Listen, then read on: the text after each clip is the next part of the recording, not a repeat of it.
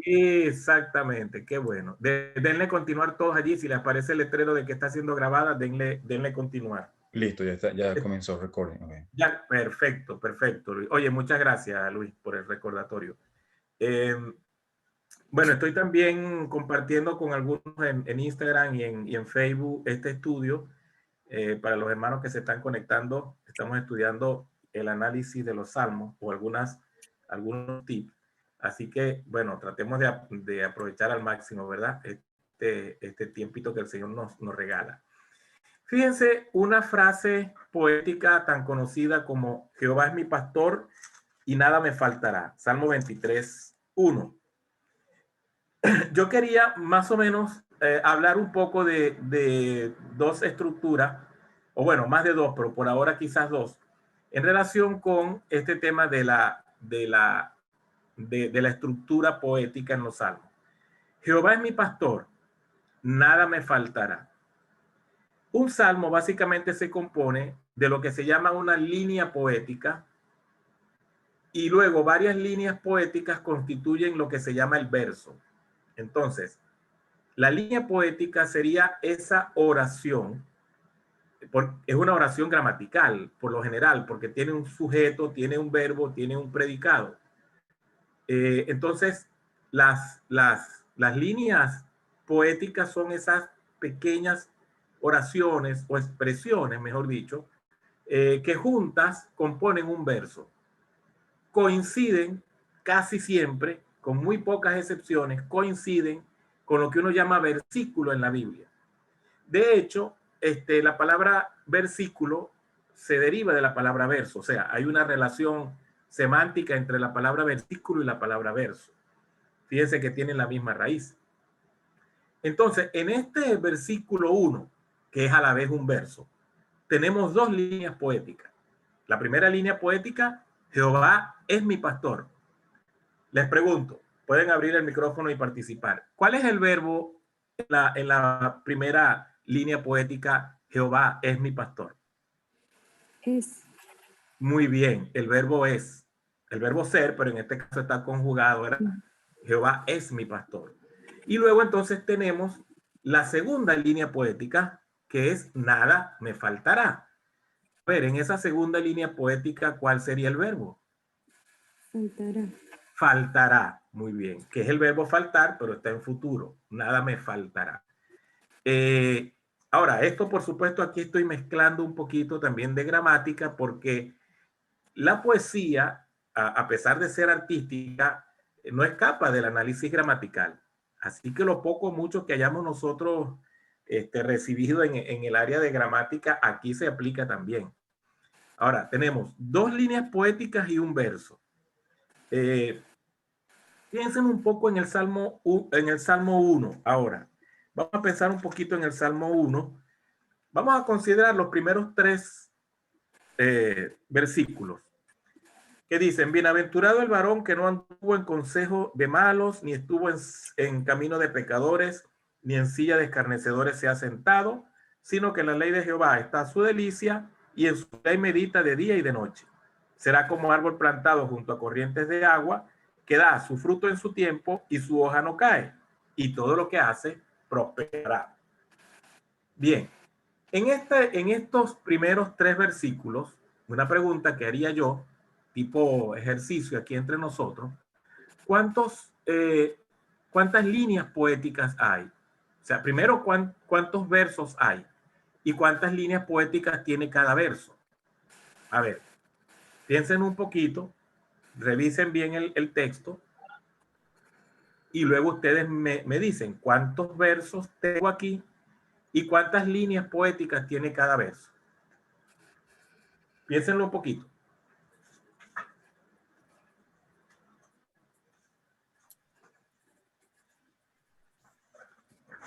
Me dio tiempo a apagar ahí un aparatico que tengo aquí en el cuarto que hace un poquito de bulla. Ajá, vamos a ver. ¿Quién se atreve? ¿Quién se atreve a decir cuántos versos tengo en primer lugar? ¿Cuántos versos tengo?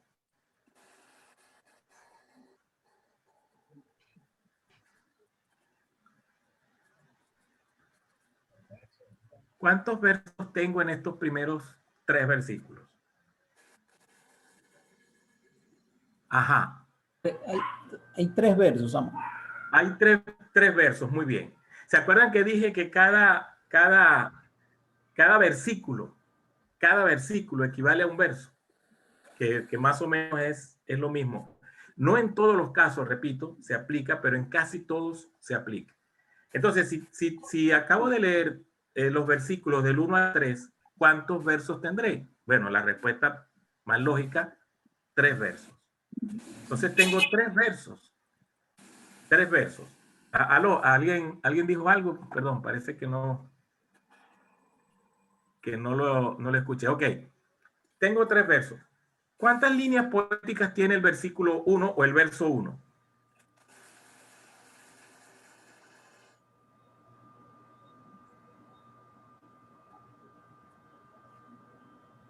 Tres líneas Bueno, coincidiría con 3, ¿verdad?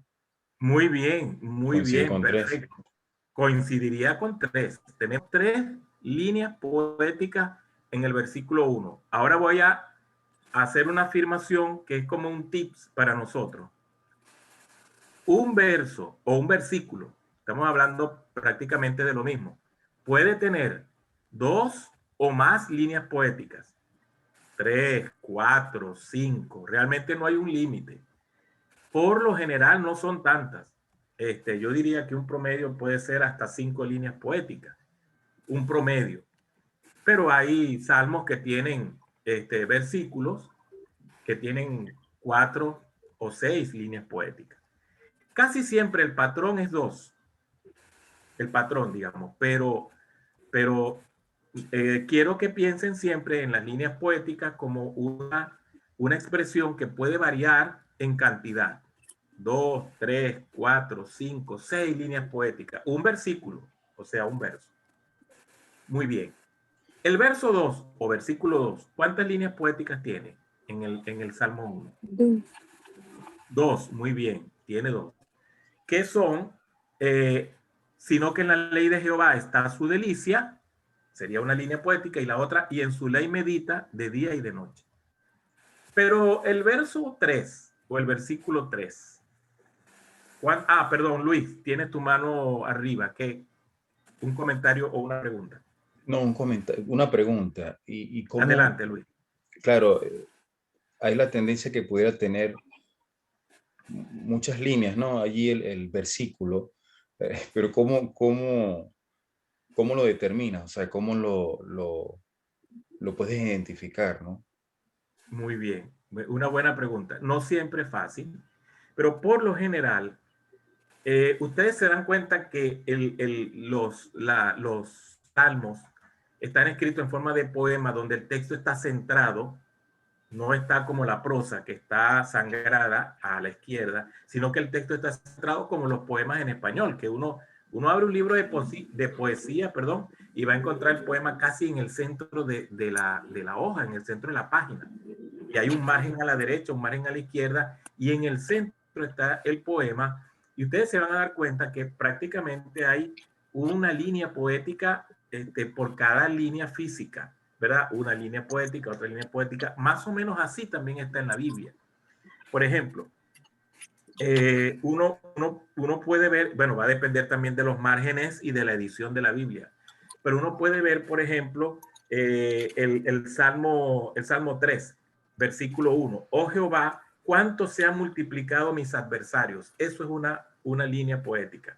La segunda, muchos son los que se levantan contra mí. Entonces, una clave es esa forma de versificación que las Biblias tienen. Otra clave, esta es un poquito más delicada, pero también se puede usar con bastante éxito, y es ubiquen un verbo.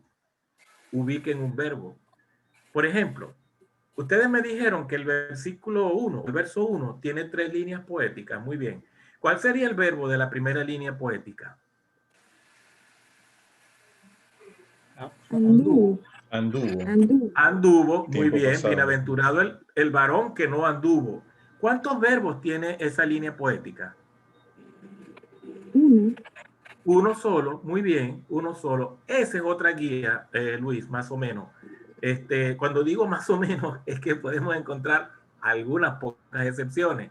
Por ejemplo, hay oraciones que ustedes saben que son compuestas o complejas, donde tiene una cláusula condicional y luego una afirmación.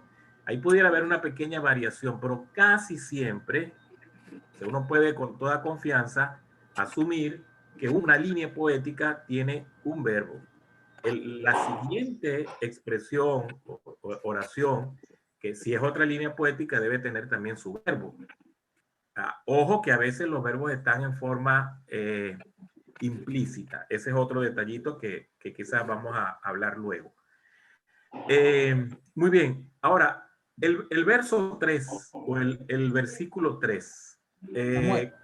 Ajá.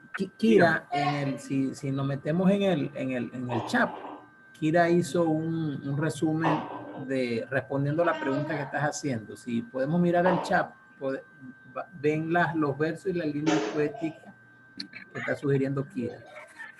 Ya. Ella tiene micrófono y no nos dice nada. No, no, está bien. No, Kira, tienes que desconectar tu micrófono en la parte de abajo del celular o de la computadora que estás hablando, pero no te escucha porque lo tienes apagado. Ahora sí, adelante. William, ayúdame con Kira ahí, ayúdame con Kira en esta parte, por favor. Ahí viene. Está pendiente. Gracias. No, está pendiente de los hermanos, que como ese aporte que hizo Kira, buenísimo. Ella dice que el tercer verso o el versículo 3, recuerden que verso y versículo lo estamos usando igual. Tiene 4 líneas poéticas. 4 líneas poéticas que son será como árbol plantado junto a corrientes de agua, la primera línea poética. La segunda, que da su fruto en su tiempo. ¿Sí? ¿Estamos bien? Su fruto en su tiempo. Que da su fruto en su tiempo. La tercera sería, y su hoja no cae. Y su hoja no cae. Y la cuarta. Ahí, fíjense que ahí caemos en lo que yo les dije ahorita de una oración que es compuesta. Tenemos todo lo que hace, que está funcionando como, bueno, aquí entramos un poquito en la gramática. Todo eso está funcionando como una cláusula sustantival que hace las veces de sujeto. Todo lo que hace. Prosperará.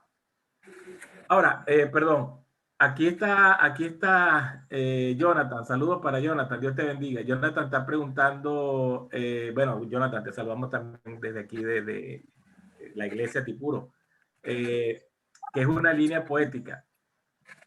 Sí, estamos diciendo que las líneas poéticas son esas afirmaciones que están dentro de un poema, en este caso del libro de los Salmos, que varias líneas poéticas conforman un verso. Y el verso en la literatura poética o en los salmos son los mismos versículos. Entonces ahorita estamos haciendo el ejemplo del Salmo 1, donde estamos revisando los 3 primeros versículos y identificando más o menos cuántas líneas poéticas o afirmaciones tiene cada versículo. Por lo general, un verso tiene 2 líneas poéticas, pero puede tener 3, 4, 5 o más líneas poéticas. Un ejemplo inicial que utilizamos fue Jehová es mi pastor, esa es una línea poética, y la otra es y nada me faltará. Entonces, estas son 2 líneas poéticas que conforman el versículo 1. Pero un verso o un versículo puede tener 3, 4 o más líneas poéticas. Eso es lo que estábamos señalando ahorita. Bueno, espero que te haya ayudado un poquito, Jonathan. Entonces, fíjense, ¿por qué estoy explicando esto? Porque esta es la base estructural de un salmo. Es decir, las líneas poéticas y los versos es la columna vertebral de un salmo. Si uno logra identificar dónde están las líneas poéticas, los versos no tiene que identificarlo tanto porque es el mismo versículo. Pero si uno logra identificar cuántas líneas poéticas tiene un versículo, te va a orientar bastante en el análisis del salmo como estructura, ¿verdad? Aquí Sofía, hola Sofía, Dios te bendiga, está diciendo que se identifican las líneas poéticas casi siempre porque tiene la misma estructura de una oración. Correcto, Sofía. Es así. Ahora, noten algo importantísimo acá. No sé si están viendo en pantalla. Varios versos que tratan de un mismo subtema se les llama estrofa.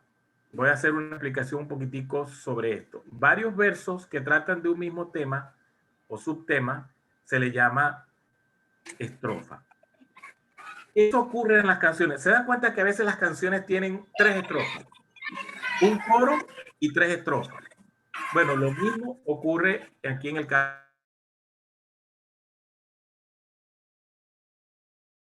que tratan de un mismo asunto específico que se llama subtema o microtema.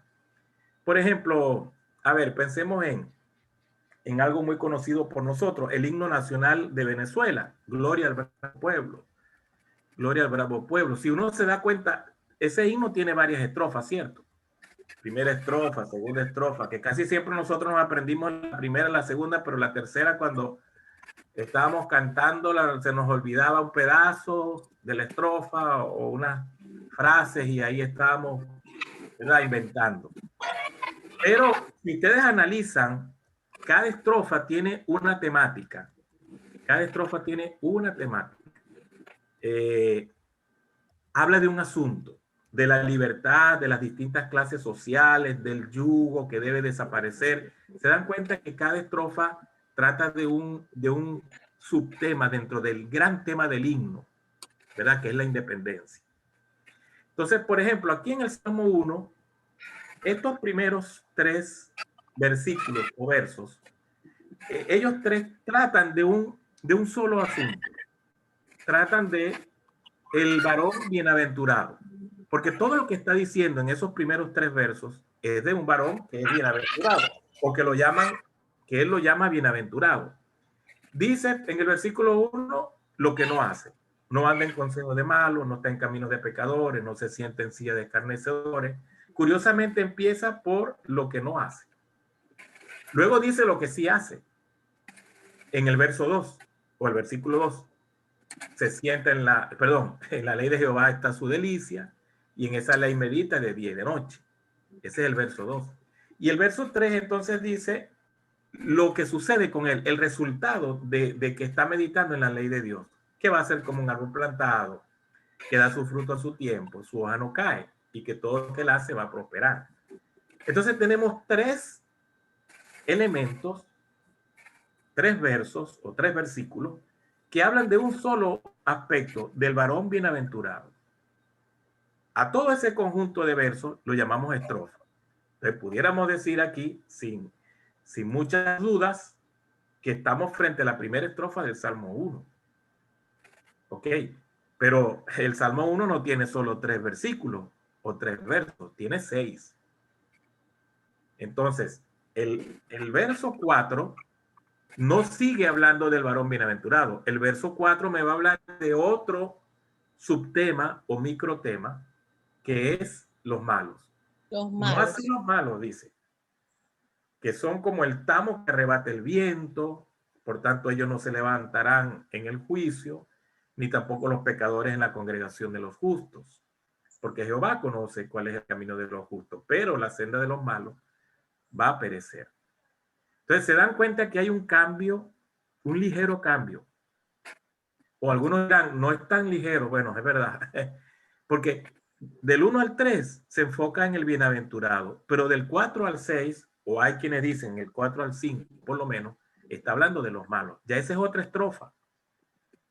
Esa es otra estrofa porque me cambió el tema o me cambió el subtema interno del salmo. Ya se está refiriendo, ya está describiendo lo que sería el opuesto del varón bienaventurado, que son los malos.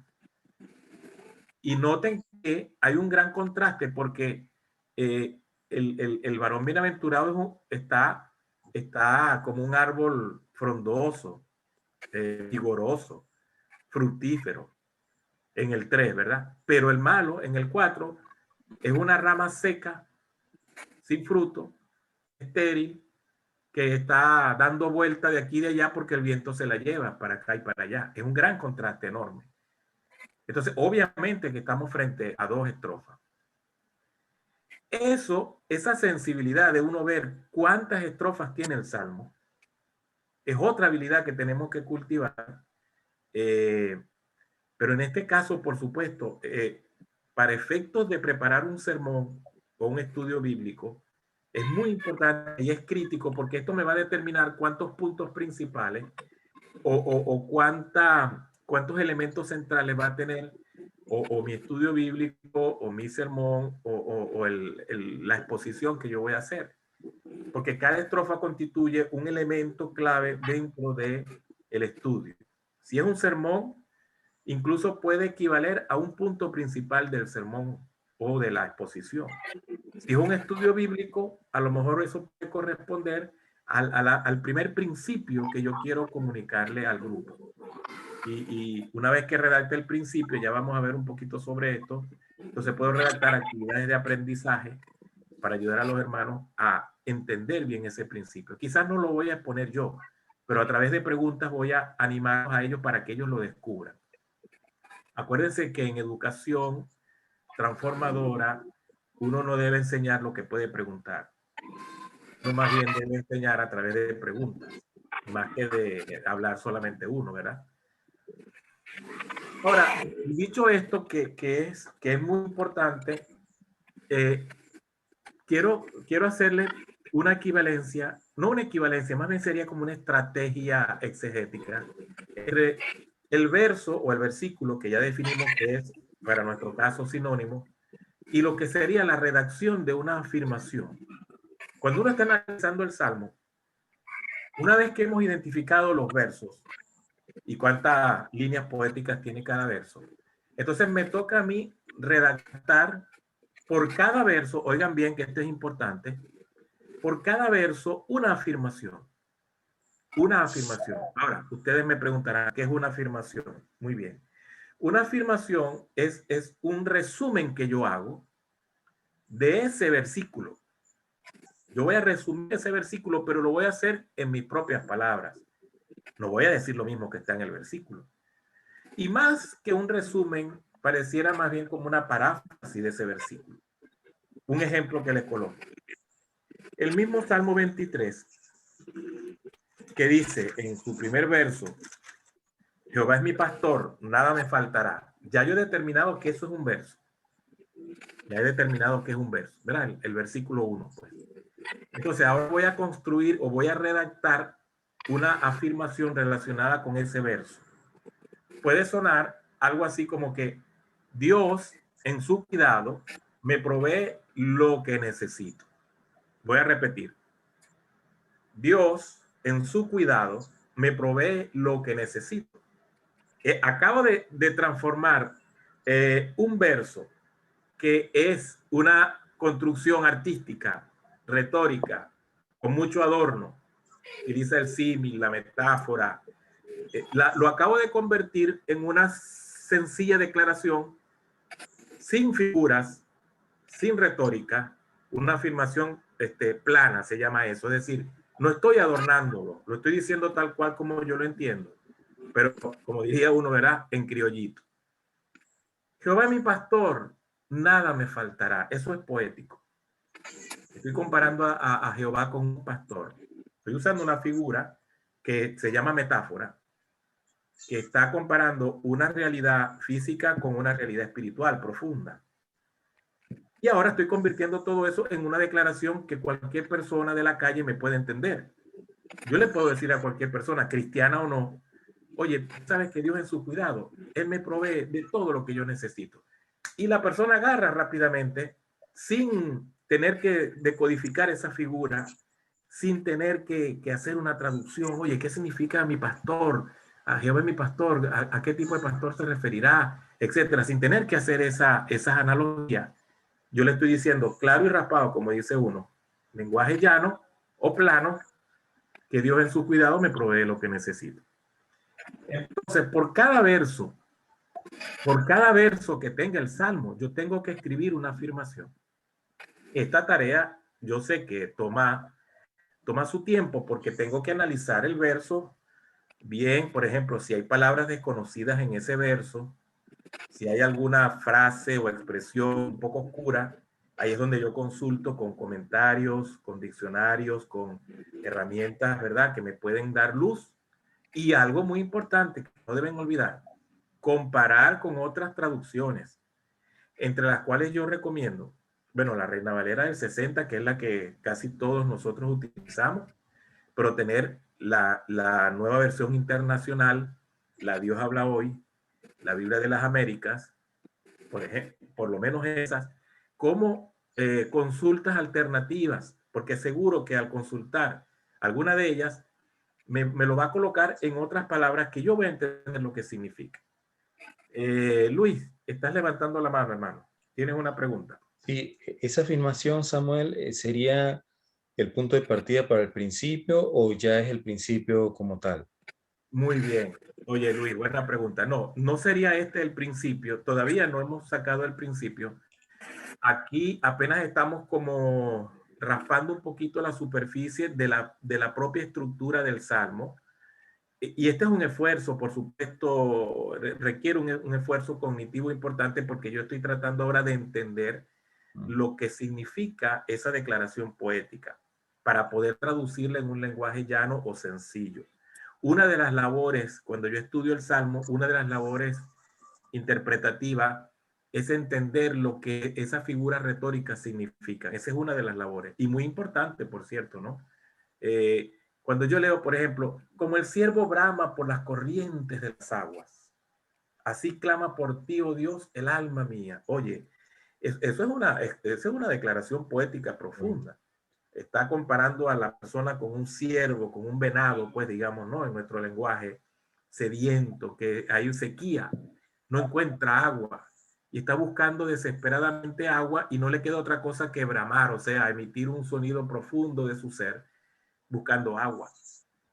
Y el salmista con esa figura está recogiendo la necesidad espiritual que él tenía de establecer un vínculo profundo con Dios. ¿Cómo escribo yo eso en una afirmación? Entonces, ven que el ejercicio, uno lo puede ver fácil, pero no es tan fácil porque yo necesito pensar un poco en el verso, entender la figura, a dónde apunta. Como dije, ayuda mucho comparar las distintas traducciones, las distintas versiones. Y luego ve cómo lo dice la NBI, ve cómo lo dice. No mencioné la Dios habla hoy, que es otra excelente versión que recomiendo. Dios habla hoy.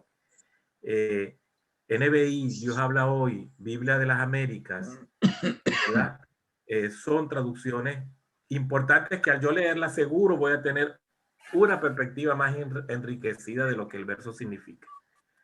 Entonces, tal como Luis preguntó o dijo, estoy en camino de construir los principios o las declaraciones más gruesas, ¿no?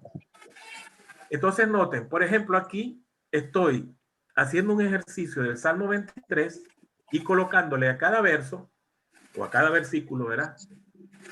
Que para efectos de este taller hemos asumido que es lo mismo versículo y verso.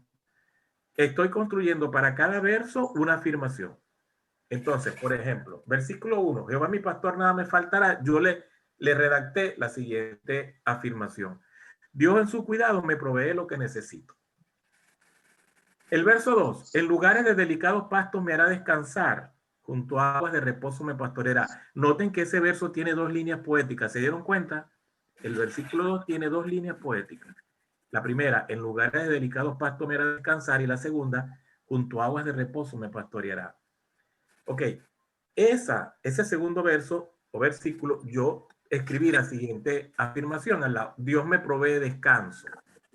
La palabra descanso yo la tomé del concepto de que en lugares de delicados pastos me hará descansar y junto a aguas de reposo, vean la palabra reposo de nuevo, me pastoreará. Entonces, capté la figura del descanso. Luego el verso 3, confortará mi alma, me guiará por senda de justicia por amor de su nombre. Entonces, ¿qué redacté allí como afirmación? Dios me provee dirección. Dios me provee dirección. Ahora, ¿de dónde saqué la idea de dirección? Porque al consultar otras versiones, esta primera línea poética de confortará mi alma, la mayoría de las otras traducciones colocan, me sostendrá en el camino, casi como sinónimo de señalarme por dónde debo caminar. Es interesante porque en Reina Valera del 60, confortará mi alma, uno tiene la idea de apoyo, pero en las otras traducciones hablan de señalar un sendero, y noten que no es descabellado porque la segunda línea poética dice me guiará por senda de justicia. Entonces hay la idea de proveer dirección. O sea, Señor, ¿para dónde agarro? Jehová, tú eres mi pastor, dime qué decisión debo tomar. Aquí la idea es esa. Él provee dirección. Luego el verso 4, aunque ande en valle de sombra de muerte, no temeré mal alguno, porque tú estarás conmigo, tu vara y tu callado me infundirán aliento. Aquí no tomaré mucho tiempo, pero es interesante porque hay oraciones, no son simples, sujeto, verbo y complemento, sino que son complejas. Pero básicamente tenemos también aquí, en todo este versículo, la idea de seguridad. La idea de seguridad. Porque el concepto aquí es, no tengo temor, aunque esté pasando por momentos muy difíciles, incluso de muerte. Y la razón de que no tengo temor es que tú estás conmigo. Ese es el primer gran concepto. Y luego el otro concepto sinónimo es que la vara y el callado del pastor me van a infundir aliento. Entonces la idea de que Dios está conmigo y de que me infunde aliento, la traduje en una afirmación que dice, Dios me provee seguridad. Ahí la palabra seguridad es muy importante. Dios me provee seguridad. Y entonces avanzando el siguiente verso o versículo 5, aderezas mesa delante de mí en presencia de mis angustiadores. Luego unge mi cabeza con aceite, que sería la segunda línea poética, y la tercera, mi copa está rebosando. El concepto ¿perdón? Ajá. No, Kira lo que hizo fue repetir la afirmación, Samuel. Tranquilo. En el versículo 5, sí, correcto, sí. Perfecto, hermano, eso es. Entonces el concepto es que mis angustiadores están allí. Mis angustiadores, los que me quieren hacer daño, están allí. Pero Dios me ha preparado un banquete frente a ellos. Y frente a ellos está ungiendo mi cabeza, me está sirviendo una copa de vino frente a ellos. O sea, él me da la victoria frente a las personas que me quieren hacer daño. Y ellos van a ver con sus ojos. En vez de ver mi derrota, van a ver mi victoria. Entonces, la redacté diciendo, Dios me provee victoria. Y el último verso, o sea, el último versículo, el versículo 6, dice, ciertamente el bien y la misericordia me seguirán todos los días de mi vida. Ese es el primer verso. Y el segundo, y en la casa de Jehová moraré por largos días. Dios me provee comunión permanente.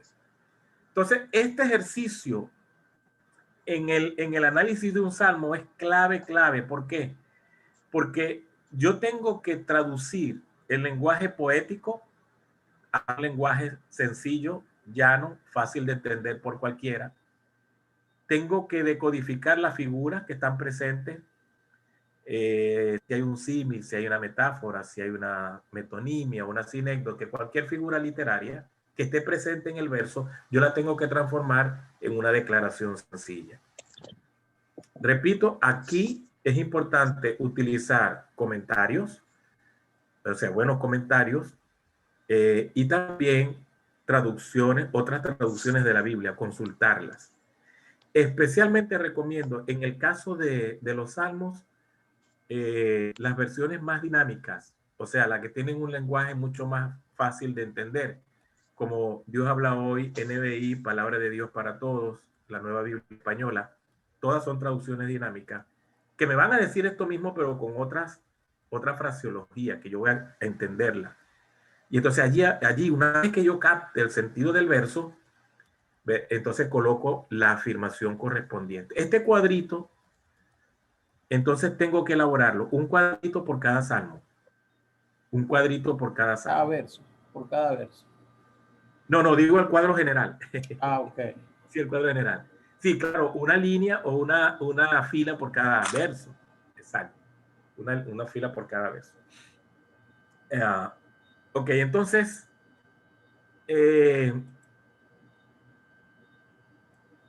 a ver. Aquí está una estructura, digamos, una estructura de análisis que va a llevar del salmo al sermón o del salmo al estudio bíblico. Este es como una hoja de ruta partiendo de la afirmación que ya redacté hacia la redacción de la enseñanza central del salmo. Claro, estamos hablando de literatura poética y hay algunos asuntos que no menciono por el factor tiempo, pero que ustedes van a saber hacer en el momento, ¿no? O igual, hay libros que se hacen, o sea, que podemos recomendar aquí. Aquí está mi tocayo, Samuel Díaz, está haciendo un comentario. Aderezas mesa, Dios hace visible que está a favor de nuestra causa delante de nuestros enemigos. Amén. Amén, Samuel. Así es, hermano querido. Gozo de verte por aquí. Pueden hacer sus comentarios los hermanos que están participando también en vivo en las otras redes, y sus comentarios o sus preguntas también serán bienvenidos. Adán también. Oye, Adán, Dios te bendiga. Tiempo sin saludarte. Perdone que no estoy muy atento ahorita a ustedes, pero de vez en cuando voy a echar un ojo. Fíjense esta estructura que tenemos acá. Noten en la primera línea de la izquierda están las afirmaciones. Primera afirmación, segunda afirmación, tercera afirmación, cuarta afirmación, quinta afirmación. Hay 8 afirmaciones allí. Estoy haciendo un supuesto de que este salmo tiene 8 versículos, 8 versos. Pero ahora noten algo interesante. Las 3 primeras afirmaciones tratan de un subtema. Es como en el Salmo 1. ¿Se acuerdan que en el Salmo 1 tenemos que los 3 primeros versículos hablan del varón bienaventurado? Bienaventurado el varón que, bueno, no anduvo en consejos de malos, no hizo esto ni aquello, pero sí en la ley de Jehová está su delicia y todo lo que hace prosperará. Ese es el hombre bienaventurado. Todas esas afirmaciones pertenecen a un mismo subtema. Es el varón bienaventurado. ¿Ok? Las afirmaciones 4 y 5 pertenecen a otro subtema. En este caso, en el caso del Salmo 1 sería la descripción de los malos, del hombre impío, en contraste con el bienaventurado. Entonces noten que son 2 afirmaciones que tienen que ver con otro subtema. Y partimos del supuesto que estas últimas 3 versículos son de otro subtema. ¿Cuántos subtemas tengo aquí? Aquí tengo 3 subtemas. En el caso del Salmo 1 tengo 2 subtemas, el hombre bienaventurado y el hombre malo o el hombre impío. En el Salmo 23, por ejemplo, es interesante que algunos no nos damos cuenta porque estamos muy con el chip, vamos a decirlo así, de que este es el Salmo del pastor. Pero curiosamente, para los que no nos habíamos dado cuenta, yo no me di cuenta, sino mucho tiempo después, que del versículo 1 al 4 está la descripción muy apropiada, por cierto, de Jehová como pastor. Pero en el versículo 5 ya el salmista no está hablando de un pastor, está hablando de alguien que me invita a su casa. Dice, aderezas mesa delante de mí en presencia de mis angustiadores. Es un huésped. Un huésped y un anfitrión, mejor dicho. Alguien me invita a su casa para que yo esté en su casa, coma un banquete con él. Él me sirve vino, él unge mi cabeza con aceite y exhibe mi victoria delante de mis enemigos. Y luego en el versículo 6 está hablando del bien y la misericordia que los seguirán y que en la casa de Jehová, otra vez la idea del anfitrión y del huésped. Entonces los versículos 5 al 6 no siguen con la idea del pastor, sino que cambian a la idea del anfitrión. El anfitrión, el que me invita a su casa. Entonces tenemos 2 figuras poderosas en el Salmo 23. El pastor que me cuida y el anfitrión que me agasaja y exhibe mi victoria frente a mis enemigos. Son dos figuras muy conocidas en el Oriente, ¿verdad? Donde fue, en el contexto histórico donde fue escrito el Salmo, pero que ambas hablan del cuidado, de la atención, de la ayuda. En el caso del pastor a la oveja, en el caso del anfitrión a su huésped. Y esas dos figuras poderosas, el pastor y el anfitrión, se fusionan en una sola. Hago ese comentario porque algunos de nosotros tomamos el Salmo 23 como el Salmo del pastor, lo cual no es del todo falso. Por supuesto que hay aquí la figura del pastor, que son los primeros 4 versos. Pero hay que rescatar que los versos 5 y 6 hablan de un anfitrión. Pero ambas figuras se fusionan, se cruzan, porque tanto el pastor como el anfitrión tienen un mismo objetivo: cuidar, proteger, sostener. Y esa sumatoria de las dos figuras, toda apunta a un gran tema importante en la vida del escritor, ¿verdad? Que es David, en este caso. Entonces, en el diagrama, noten que de las afirmaciones, uno agrupa aquellas afirmaciones que tratan con un mismo subtema. Y una vez que tenemos eso identificado, entonces ahí va la pregunta que hacía Luis. Ya aquí estamos construyendo la enseñanza central del Salmo, porque la enseñanza central del Salmo es la suma de los subtemas. Es la suma de los subtemas. Por ejemplo, en el Salmo 1 tenemos, primer subtema, el varón bienaventurado, que no anda en consejo de malos, que no sigue el camino de los pecadores, que no se siente en la silla de los escarnecedores, etc. Segundo subtema, los malos, que son como el tamo que arrebata el viento, no se van a levantar en la congregación de los justos, etc. Jehová conoce el camino de los justos, pero los malos van a perecer. Tenemos dos subtemas. La enseñanza central de ese salmo debe ser la suma del subtema 1 y el subtema 2. Cuando yo sumo esos dos subtemas, me debe dar la enseñanza central. Así que si yo digo que el Salmo 1, su enseñanza es, por ejemplo, el varón bienaventurado, o la persona que es dichosa, o la felicidad del hombre, no estoy diciendo una mentira, pero estoy diciendo una parcial verdad, porque ¿qué me está faltando a mí para que pueda haber un verdadero equilibrio entre los dos subtemas? Por supuesto, hablar de la otra parte, de la otra cara de la moneda. Entonces, tengo que redactarlo en una forma que me dé a entender, por supuesto, lo que Dios quiere para mi vida, pero también lo que no quiere para mi vida. O que lo que Dios quiere para mí ya incluya lo que no quiere. Eso no es fácil siempre redactarlo. Pero seguro que aunque me tome un tiempito, cuando yo llegue a redactar una enseñanza central que recoge todos los subtemas de mi salmo, estoy siendo fiel a la palabra, fiel a la revelación de Dios, por supuesto, pero también fiel a la congregación, porque le voy a comunicar íntegramente lo que el salmo dice. Entonces, eso, hermanos, es clave.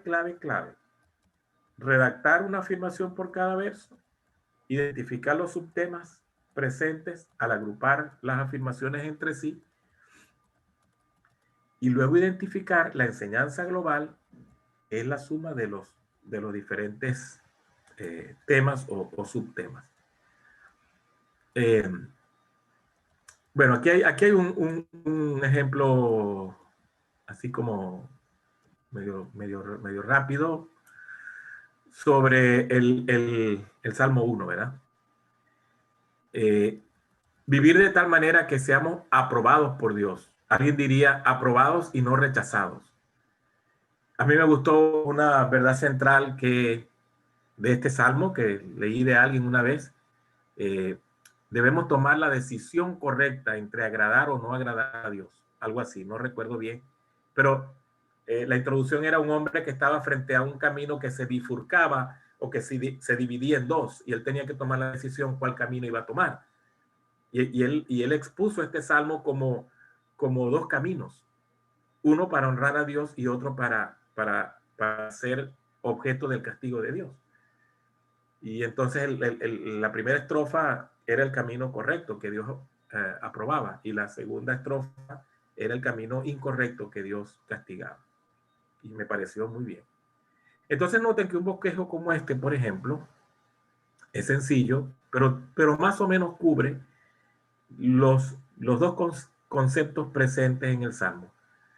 Punto número 1, que como se dieron cuenta aquí, es la suma de las afirmaciones de la primera estrofa Lleva como título Dios aprueba un estilo de vida que cultiva la santidad sustentada en la palabra de Dios. Bueno, ustedes preguntarán, bueno, ¿y por qué esa redacción?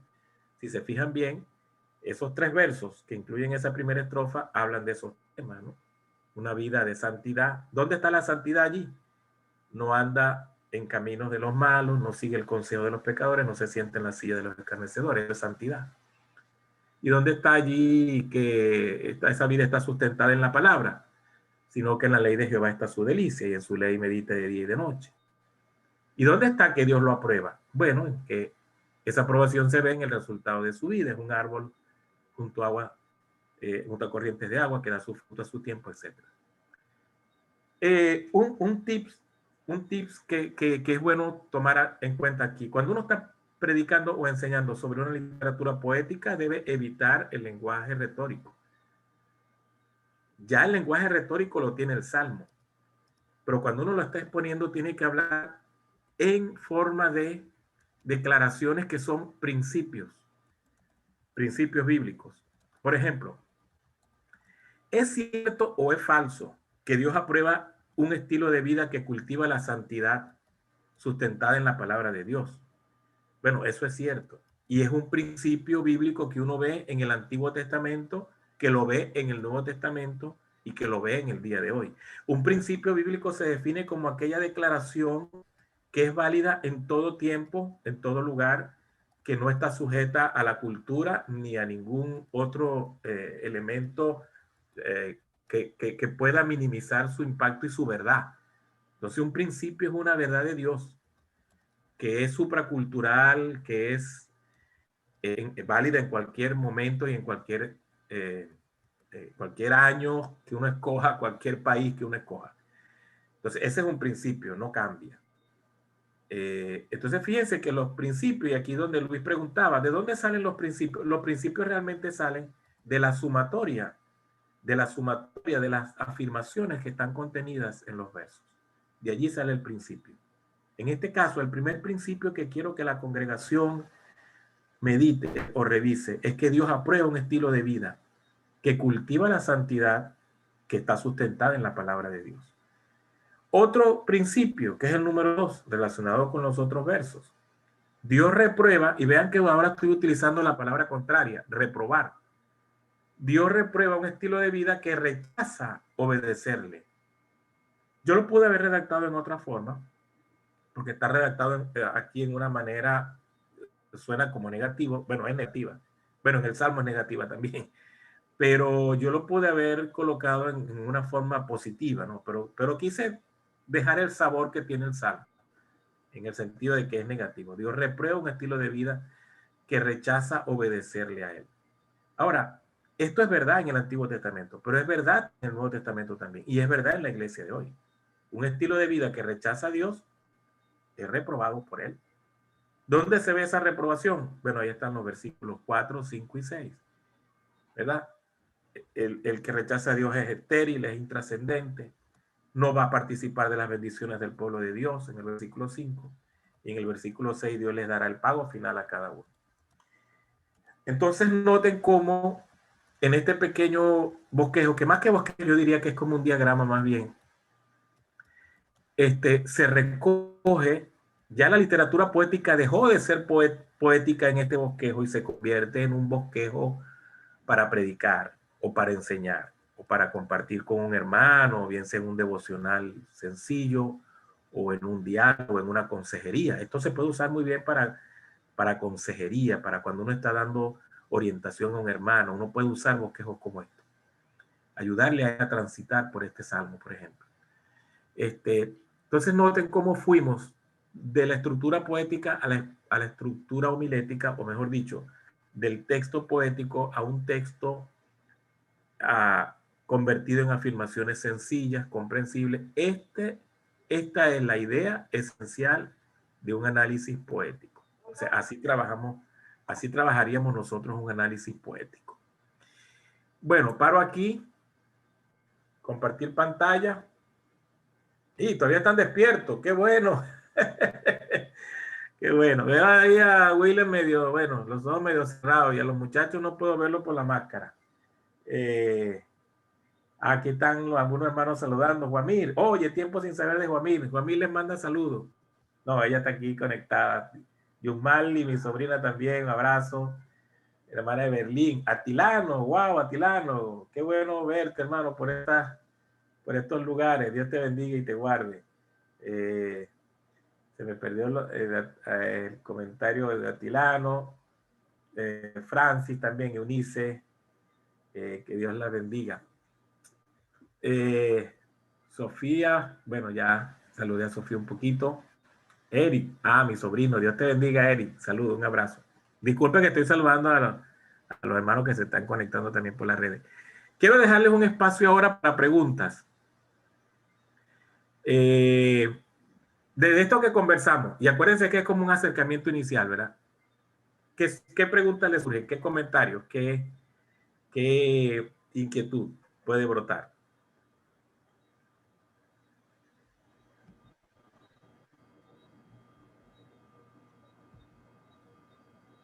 No, un comentario es, me imagino que este análisis que se ha hecho, evidentemente se puede aplicar a todo el libro de los Salmos, ¿no? O hay algunos que pueden salir de este análisis. O sea, pudiera haber algún tipo de salmo por su forma de redactarse que salga de esta explicación. Es una duda. Sí, bueno, una excelente pregunta, Luis.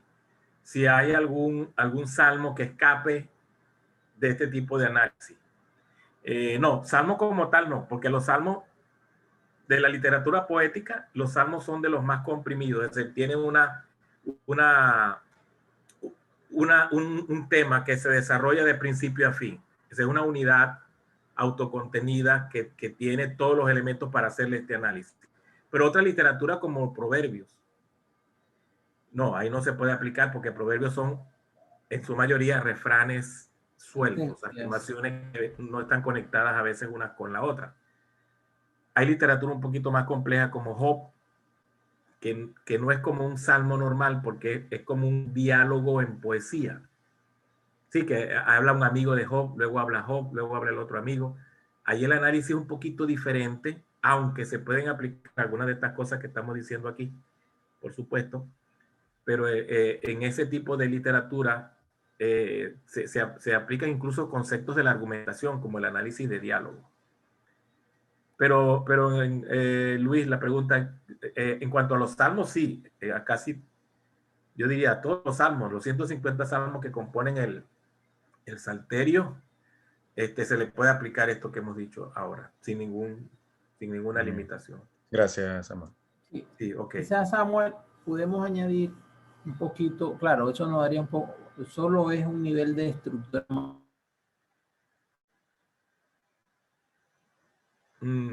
Te pegaste, Willy. A mí se me pegó nada más, o ustedes también lo ven congelado. No, también. Ok, el hombre parece que está medio afectado por el frío ahí. Vamos a esperar que se recupere. Muchachos, allá, Néstor. Aquí estamos despiertos. ¿Están despiertos? Miren, ¿qué les ha parecido Néstor y Hildegard y Leoani? ¿Qué me dicen ustedes? Excelente, está bien. Está sencillo, ¿no? Es una forma muy, se esquematizó de una forma bastante sencilla. Y bueno, creo que está bien para el análisis. Lo que hay que practicarlo, ¿no? Porque hay mucha, como es poesía, no es fácil, ¿no? Lo que el autor quiere transmitir a veces, hay que estudiarlo mucho y buscar los recursos, pues, para poder llegar lo más cercano a lo que quiere transmitir. Es verdad, tienes razón. No, excelente. Y Néstor, eso que dijiste tú es importante, la práctica. Es como el piloto, muchas horas de vuelo, tantas horas de vuelo, llevo 1200 horas de vuelo, eso te da como cierto aval, cierto currículo para más o menos saber maniobrar en caso de una emergencia. Bueno, si yo me monto con un piloto que tiene solo 1 hora de vuelo, no voy a estar muy confiado que digamos, pero bueno, ahí confío de todas maneras en Dios al final de todo, pero Aquí la práctica es importante. Cuando uno agarra un salmo, toma un salmo, analiza un salmo en esta forma, y luego el siguiente salmo, y luego el siguiente salmo, oye, va a llegar un momento en que no va a necesitar tanto la cartilla, sino que se va a desprender un poquito de allí y casi que va a salir, no espontáneo del todo, pero va a salir muy fluido. Conozco hermanos que sin mucho aparataje abren su Biblia en un salmo, en una ocasión que se les presenta, y empiezan a exponer sus salmos de una forma tranquila, serena, fluye, se ve cómo captan las ideas centrales, cómo relacionan los versos, cómo identifican los temas. Ahí sí, como casi espontáneo, pero por ejemplo, yo conocí un hermano que estaban haciendo un velorio, un acto fúnebre, y el sacerdote no llegó. La familia le había dicho a un sacerdote, un cura, que viniera a hacerle el acto. Y no llegó, pero saben que él era cristiano y que era líder en una iglesia. Y le pidieron a él, oye, para que tuviera unas palabras, para que quizás ellos esperaban en su imaginario que tuviera un rezo, pues, por el difunto. Y él lo que hizo fue que abrió la Biblia en un salmo y lo expuso. Y fue interesante, pero se veía que sí manejaba, que sí estaba acostumbrado a manejar ese tipo de literatura. O sea, también el Señor, por supuesto, uno tiene finalmente que fortalecer la convicción que el Señor es que te da palabra, que te guía en momentos así especialmente. Entonces, bueno, muy, muy importante el concepto de la práctica en esto. Muy de acuerdo. Y me llama bueno, mucho la atención, hermano, ajá, sigue. me llama mucho la atención, hermano, que verdaderamente uno puede practicarlo con el devocional. Cada vez que uno puede hacer un devocional, aplicar estos pasos a ese devocional y sería maravilloso también, pues. Ah, sí, wow. O sea, que en la práctica devocional meta esta estrategia de análisis de salmos. Sí, no va a ser un devocional tan corto, pero sí le va a sacar mucho provecho, sin duda. Sin duda que será así. Creo que sí. Samuel, Ajá, Emilio. Samuel. Sí, Dime, Emilio. me imagino, ¿no?, que para poder estudiar los salmos debemos conocer muy bien las figuras literarias que hay allí, porque los salmos son muy ricos en figuras literarias.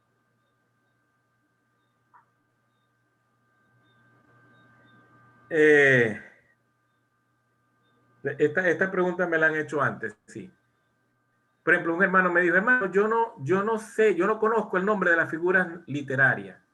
Yo sé que una se llama sinécdo, que otra se llama símil, hay unas que llaman metáfora por ahí, pero eso parece nombre de drogas, de marihuana, de cosas de esas, y eso no me anima mucho porque realmente no conozco la figura literaria.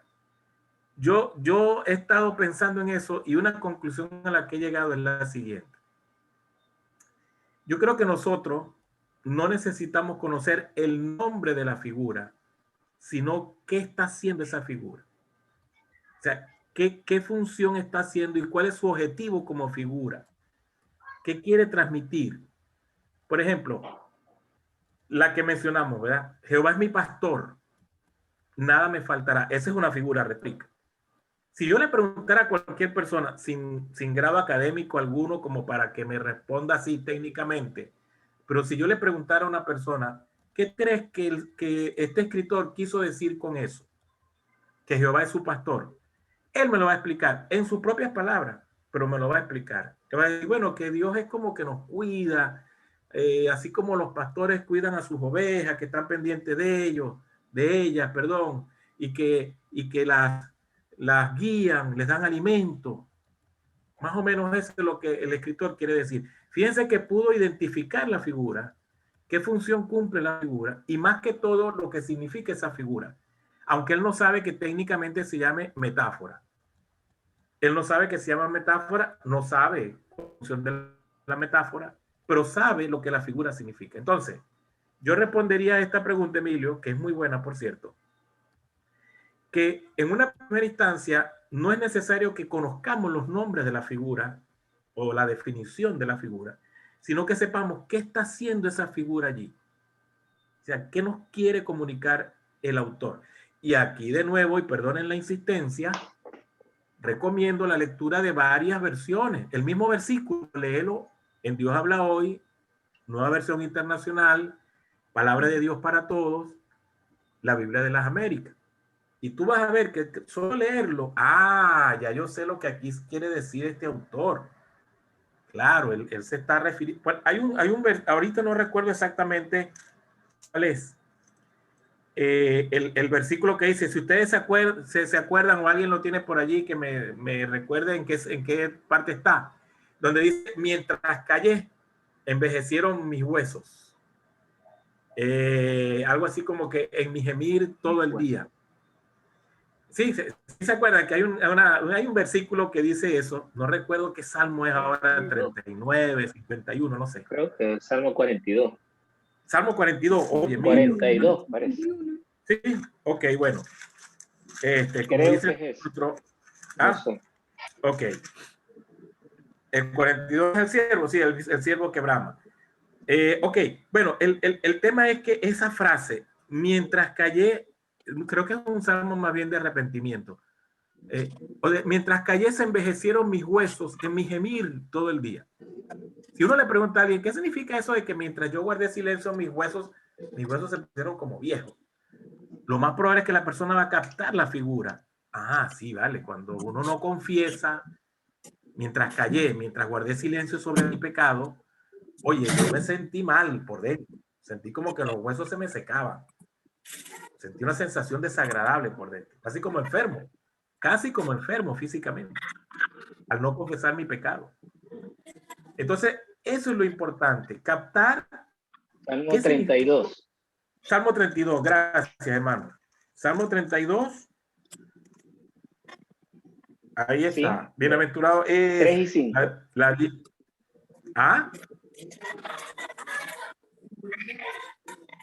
Ok, exactamente. El 3. Mientras callé, se envejecieron mis huesos. En mi gemir todo el día. Es una figura. Muy adornada, porque envejecerse los huesos mientras uno guarda silencio, wow, ¿qué te transmite eso? Te transmite un cuadro dramático. La persona, mientras no hablaba, mientras no confesaba, mientras no exponía su pecado, se estaba consumiendo por dentro. Entonces, eso transmite algo poderoso. Que, por cierto, esa es una de las características de la literatura poética. Ella es comprimida, dice en pocas palabras, lo que te tomará más palabras decirlo en prosa o en lenguaje sencillo. Que si tú vas a decir esto mismo, mientras callé se envejecieron mis huesos, si lo vas a decir en forma de afirmación, tienes que hacerlo más largo. Bueno, mientras no confesé mi pecado, oye, yo me sentía que me estaba muriendo por dentro, hermano. Ve todo lo que tenía que usar para poder decir lo que el salmista dijo en 2 versitos pequeños de corta longitud. Eso significa compresión o significa síntesis. Él está sintetizando. El verso es así, es sintético, es comprimido. Te dice poquitas palabras, mucho. Hay un libro que se llama Figuras de Dicción de la Biblia, o ahora creo que ese es el título, creo que es de Francisco La Cueva, de los hermanos de Editorial CLI, Figuras de Dicción de la Biblia, que tiene muchas figuras con versículos donde se encuentran, etcétera. Ese libro es muy bueno, yo lo recomendaría para consulta. Figuras de Dicción de la Biblia. Entonces, ahí hay muchísimas figuras que uno puede repasar y ahí están los nombres, las funciones. Pero inicialmente recomiendo no tratar de es que yo no sé el nombre de esta figura, yo no puedo entender este salmo. Francisco no, La Cueva. agarra la figura. Luis. Es de Francisco La Cueva, sí. Es de Francisco La Cueva, muy bien. William. Lo tenemos en digital si alguien lo necesita. Lo tenemos en digital. Perfecto. Oye, muchas gracias, hermano. Muchas gracias. Bueno, hermano Simón Centeno también está mandando saludos. Simón nos dio aquí la cita. ¿Dónde estaba? Gracias, Simón. Salmo 32:3, exacto. Ya la hemos conseguido por aquí. Samuel, Dios te bendiga. Quería añadir también a la pregunta que hizo Luis, que si la estructura se mantiene siempre así, es decir, del verso, el verso nos da la sumatoria de los versos nos dan las estrofas y la sumatoria de las estrofas nos dan la propuesta del salmo. Ok. Bueno, hay veces que entre las estrofas y llegar a la propuesta del salmo hay otra pequeña nivel jerárquico que hay varias estrofas que guardan un tema entre sí, o sea, se relacionan con una línea temática, o sea, sería como otro subtema y es lo que algunos llaman las estanzas. Entonces, que nos daría nada más como otro nivel antes de llegar y por ejemplo, ese es el caso del Salmo 119, pudiese ser, como está en forma de acróstico, él tiene varias estrofas, cada estrofa, como hemos visto con Samuel, nos va a dar un microtema, pero resulta que la suma de los microtemas nos van a dar un subtema y luego la suma de los subtemas por cada letra del alfabeto hebreo me va a dar la propuesta eso nada más como para meter esa variante a la respuesta a la pregunta de Luis, esa pequeña variante. Pues. Sí. Perfecto. Gracias, William. No, así es.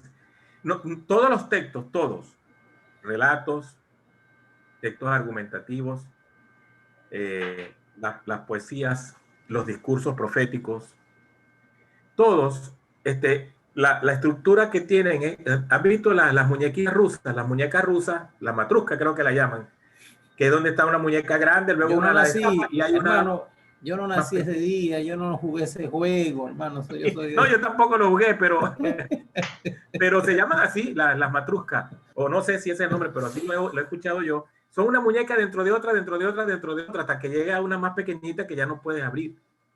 Entonces, esa es la configuración de todos los textos. Tienen unidades pequeñas, muy pequeñas, luego tienen una unidad un poquito mayor, luego tienen otra mayor, y así. Por ejemplo, los textos argumentativos, como las cartas, la unidad mínima sería la oración, pero luego viene una unidad un poquito más grande que es el párrafo. El párrafo, y ese es el que uno analiza, el párrafo.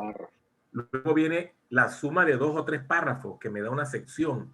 Luego, y así sucesivamente hasta que tengo la carta completa, ¿no? La carta de Corintios, de Romanos. Igual con los relatos, tengo la unidad más chiquitica que sería la escena. Varias escenas que hacen un episodio. Y varios episodios que hacen un cuadro. Y varios cuadros que hacen, bueno, una sección completa del libro. Y todas las secciones que hacen el libro de relato, la narrativa. Los salmos igual, ¿verdad? El verso, perdón, la línea poética, que es la más chiquitica, luego el verso. Varios versos que me dan una estrofa. Y así como dice William, varias estrofas me dan una estanza. Y luego todo me da el salmo, o sea, todo el salmo completo. Entonces aquí la idea es que uno más o menos se maneje viendo estas diferencias. Aquí tengo una unidad pequeña, bueno, voy a sumarle a ver hasta dónde llega. Yo les dejo un ejercicio ahí rapidito, un ejercicio. El Salmo 19, conocido por nosotros. Salmo 19, ¿verdad? Los cielos cuentan la gloria de Dios y el firmamento anuncia la obra de sus manos, etc. Uno ve este salmo que tiene 14 versos y uno puede hacer un ejercicio y decir, ¿cuántas estrofas tiene este salmo? Es decir, ¿cuántos subtemas yo puedo ver aquí? Bueno, veo este subtema, de repente veo este otro subtema, veo este otro subtema y veo este otro subtema.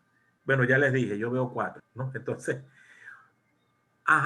una vez que yo veo ahí, si es que hay 4, vamos a suponer que haya 4, yo propongo que hayan 4. Entonces, nosotros tenemos que ver cada uno de esos subtemas, de esos 4 subtemas, internamente, bueno, cuántos versículos lo componen, cuál sería el microtema dentro de ese paquete. Si yo dijera, por ejemplo, una especulación, que el primer subtema dentro de este salmo sería los versos 1 al 4. Los cielos cuentan la gloria de Dios, el firmamento anuncia la obra de sus manos, un día emite palabra otro día, no hay lenguaje ni palabra, por toda la tierra salió su voz. Porque todo eso me está hablando de la revelación o la manifestación o la voz de Dios escuchada a través de las cosas creadas. Y dijera, bueno, aquí yo tengo mi primer subtema. Ya he construido una parte, pero ahora tengo que construir la siguiente, la siguiente y la siguiente, y la suma de todas las partes me va a dar la gran enseñanza de este salmo. ¿Qué es lo que este salmo me quiere enseñar o transmitir? Y de ahí yo saco mi enseñanza central y luego mi principio. ¿Ves? Entonces, más o menos así como las matruscas, ¿no? Una muñeca grande, una muñeca mediana, una muñeca hasta que ya tengo todo el conjunto. Enni, ¿tienes tu mano levantada o es mi mouse? No, parece que es mi mouse. ¿Quieres hacer un comentario, Enni, o una pregunta? Es que el mouse mío tiene una manito. Entonces, a veces se queda en un cuadrito y creo que es la persona que está levantando la mano. No sé, Enni, si tenías una pregunta allí o es que el mouse tocó la figura tuya.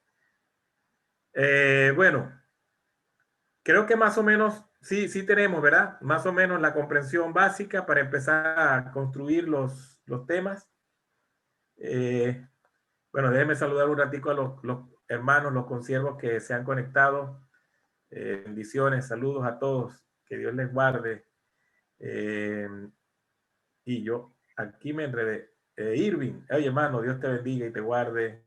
Dios te bendiga en este tiempo, Irving. Por cierto,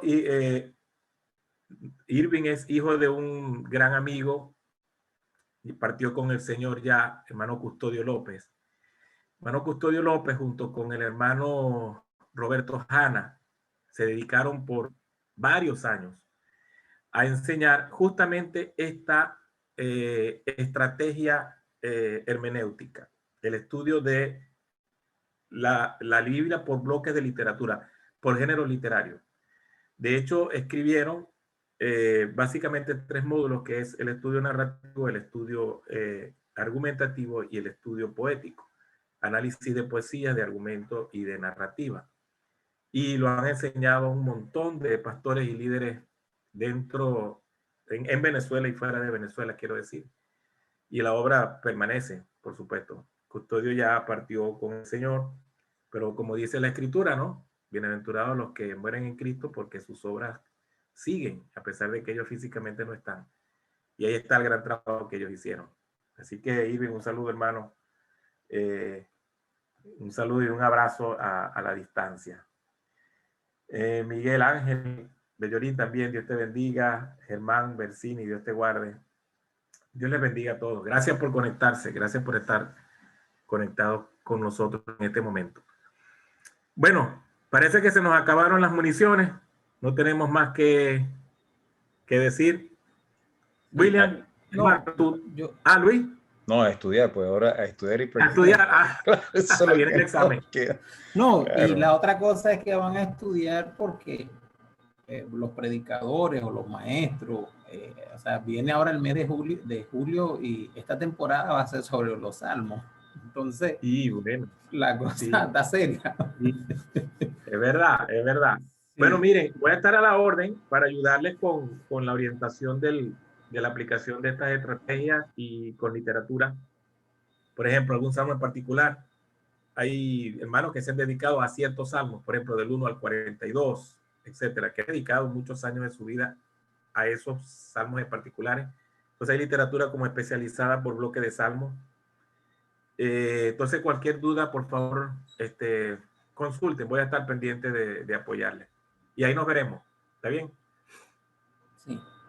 Bueno, gracias por el tiempo dedicado. Que Dios me los bendiga. ¿Qué le parece si oramos para terminar esta fase? William, hermano, tú mismo, por favor, dirígenos en oración. Padre bueno, Padre bendito, gracias. Te damos por la oportunidad que nos da de revisar estas pequeñas directrices, tips, consejos, la manera como debemos abordar la literatura de los salmos. Te rogamos que nos dé la disciplina necesaria, la comprensión, insistir una y otra vez en tu palabra para el análisis. Y al final, Señor, queremos fortalecer a la iglesia, queremos fortalecer nuestras vidas en obediencia a tu palabra siempre, inspirar, animar, guiar a la iglesia, Señor, también en esa obediencia a tu palabra. Y gracias por los salmos, Señor. Los salmos, y sobre todo en este tiempo, Padre Santo, de tanta dolor, pérdida que vive la humanidad, Así los es. salmos vendrían a representar esa voz tuya de consuelo, de ánimo, de fortaleza, para nosotros seguir adelante. Así que ayúdanos, Señor, ayúdanos a estudiarlos y ayúdanos a ayudar a la iglesia a través de tu palabra. Te lo suplicamos en el nombre de Jesús. Amén, Señor. Amén, amén, amén. Bueno, mis conciervos, Dios me los bendiga. Amén. Gracias, Samuel. Saludos, hermano. Gracias por Dios la los bendiga. confianza. Sí, Gracias, que mi Dios nos hermano. guarde y nos Emilio, veremos Bien, con Néstor, salud. hermano. William, Sí. Enni. Un gozo ver Gracias, Samuel. a los Saludos, muchachos Dios les después de bendiga. 3 años sin verlo. Un abrazo virtual. Enni, Dios te Amén, Enni. bendiga. Preciosa, Dios te guarde. Te guarden. Saludos a todos. Una pregunta, ¿el video dónde lo podemos ver? Luis, ¿tú vas a mandar el link del video? Sí, yo veo cómo automáticamente se descarga y se los paso a ustedes o Sí. a William. ¿Tienes para ponerlo en OneDrive o algo así? Creo que sí, hermano, sí. Sí. Ahí podemos colocar el link para que lo vean, ¿sí? Seguro. Bueno, bueno, así lo vamos a resolver. Lo vamos a resolver. Tranquilo que sí vamos a hacer el video. Mira la niña de Enni, no la había visto. Tan linda. Dios te bendiga, bebé. Te estás riendo, nos estás escuchando. Dios te bendiga. Bueno, un gozo a todos. Saludos, gracias. Gracias, bendiciones.